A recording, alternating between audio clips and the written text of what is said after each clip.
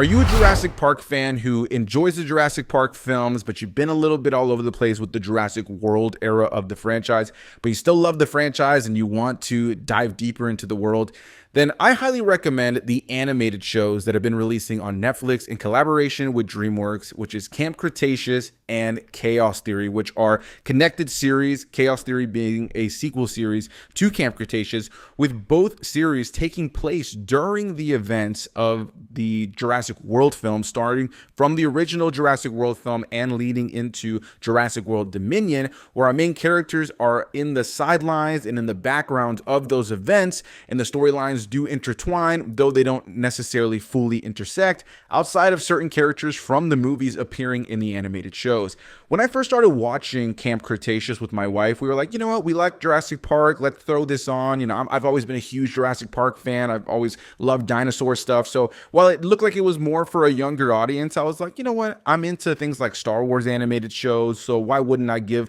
something like Jurassic Park a chance when it came down to the animated shows?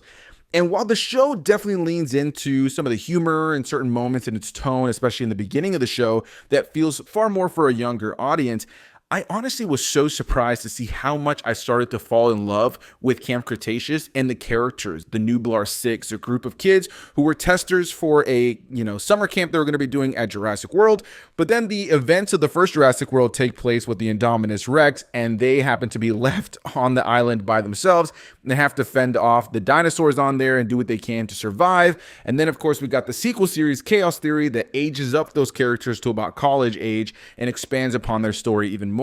diving into the events of something like Jurassic World Dominion. And all in all, I was really surprised with my enjoyment of these characters, really surprised with the story. And while it leans into moments that are certainly goofy, some elements that may feel a little bit cheesy to a lot of adult viewers, what I was really surprised with is that as the seasons went on, you have characters from the movies appearing in the show. And the show really, I think, lives up to the themes of what Jurassic Park is all about. A mix of something like awe and wonder and kind of just a reverence for nature, but also having this fun mad scientist monster movie at the center of it all. I think in a lot of ways, this show is able to, or these shows, I should say, have done a great job of really honoring the legacy of the Jurassic Park and Jurassic World franchise. And have, in a lot of ways, for me, had better character work and better stories than the Jurassic World films in and of themselves. I don't think everybody can look at Jurassic World, Camp Cretaceous, and Chaos Theory and think, oh yeah, that's for me because of the animation style and the tone of it.